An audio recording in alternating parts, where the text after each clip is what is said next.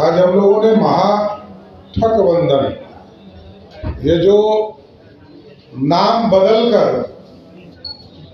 जो यूपीए हुआ करता था एक जमाने में, नाम बदलकर I.N.I.India का जो फुल फॉर्म बनाया है, ये पूरी तरह ये नकली राष्ट्रवाद दिखाने का प्रयास है। और ये लोग भारत को श्रेष्ठ करने के लिए नहीं बैठे, ये भारत को तोड़ने वाले संगठन के लोग हैं। और आपने देखा होगा कि कई संगठनों ने अपने बयान जब घोषणा पत्र जारी किया, उसमें स्पष्ट हो गया। कुछ लाल झंडे के लोगों ने तो यहां तक कहा कि जो परमाणु हथियार हमारे पास है, जब हमारी सरकार बनेगी तो हम इसको समुद्र में डाल देंगे। आप सोचिए, भारत को कमजोर करने वाले, महागठबंधन बनाने वाले, और पूरा देश जानता है कि कांग्रेस पार्टी ने 55 साल इस देश में राज किया। कैसे कोयला का घोटाला हुआ, 2G का घोटाला हुआ, और कांग्रेस पार्टी के जीजाजी का भी घोटाला हुआ। पूरे देश ने देखा। राष्ट्रीय जनता दल बिहार में सरकार में रही तो कभी चारा खाने का काम किया, कभी हलकतरा पीने का काम किया, और आज तो सिर्फ और सिर्फ परिवार के लिए लालू प्रसाद जी का जीवन ही समर्पित है। कोई बिहार के कल्याण के लिए कोई काम लालू प्रसाद जी ने लंबे समय तक बिहार की राजनीति में काम किया, लेकिन कभी गरीबों का चिंता नहीं किया। और बिहार में घोटाला का सीरीज बन गया कि मुख्यमंत्री रहते हुए वो चारा के आरोप सिद्ध हुआ, उनको सजा हुआ, और राहुल गांधी की कृपा से जब ऑर्डिनेंस फाड़े गए तो आज लालू जी मुखिया भी नहीं बन सकते। एनडीए के साथियों ने तो जो प्रमाण दिया उससे स्पष्ट था कि लालू जी ने भ्रष्टाचार और घोटाला किया। तो आज स्पष्ट है कि ये पूरी तरह गठबंधन के पूरे डिटेल में हम लोगों ने जो कांग्रेस के पाप हैं इसको बताने का काम किया। चाहे वो आपको याद होगा कि 83-84 में जो दंगे हुए इस देश में, दंगे में पूरी तरह कांग्रेस का हाथ रहा। बिहार में भागलपुर का दंगा हुआ, उसमें कांग्रेस पार्टी का हाथ रहा।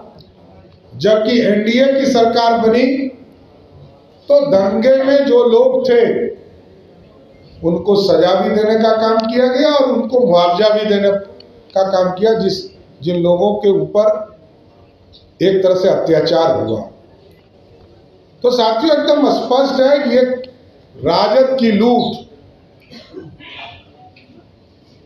और भ्रष्टाचार ये पूरी तरह एक एक देश की जनता जान रही है और सब समझ चुके हैं कि इस भारत में एक ऐसे प्रधानमंत्री आज हमको मिले हैं, आदरणीय नरेंद्र मोदी जी के नेतृत्व में भारत भी श्रेष्ठ हो रहा है और प्रदेशों की सरकार को भी श्रेष्ठ बनाने का काम किया जा रहा है। और आप लोगों ने देखा कि 2004 से लेकर 14 तक जब बिहार में सरकार और देश में सरकार चल रही थी, 13 फाइनेंस में जितनी राशि मिली मात्र 7,000 करोड़ रुपया। और उसके बाद जब एनडीए की सरकार बनी तो आप समझ सकते हैं कि आज बजट का लगभग 80% राशि देश के यशस्वी प्रधानमंत्री नरेंद्र मोदी देने का काम। 2,78,000 करोड़ का बजट है बिहार का, जिसमें लगभग 2 लाख करोड़ रुपया भारत की सरकार सहायता करती है, असिस्टेंट देती है, टैक्सों से आता है।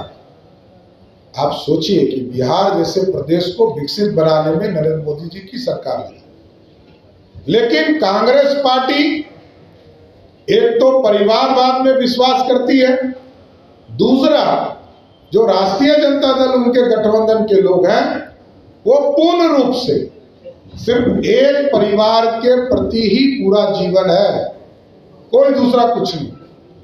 इसलिए आज इस एक पूरा ब्रीफ आपको उपलब्ध कराया गया है कि ठगबंधन के लोग पूरी तरह भारत को लूटने का काम करेंगे, नौजवानों को ठगने का काम करेंगे और नौजवानों को यह दिखाया जा रहा है कि हमने ही काम किया है, जबकि 17 महीने में आप स्वयं जानते हैं कि उनके युवराज, राजद के युवराज जिस डिपार्टमेंट में रहे एक भी सरकारी नौकरी की बहाली तक नहीं निकला।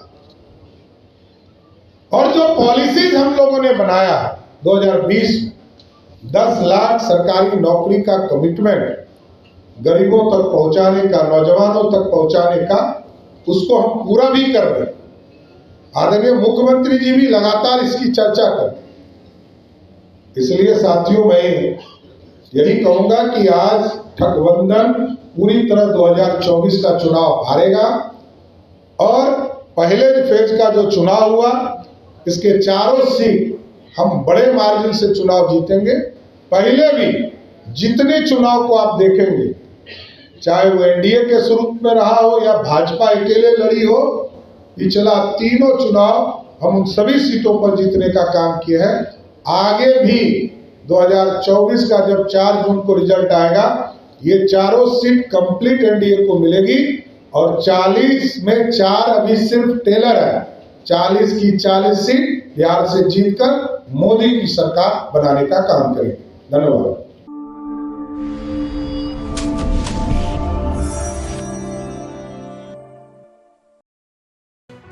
लेटेस्ट खबरों से जुड़े रहने के लिए हमारे चैनल नेशन भारत को सब्सक्राइब करें और बेल आइकन को दबाएं ताकि कोई खबर छूट न पाए।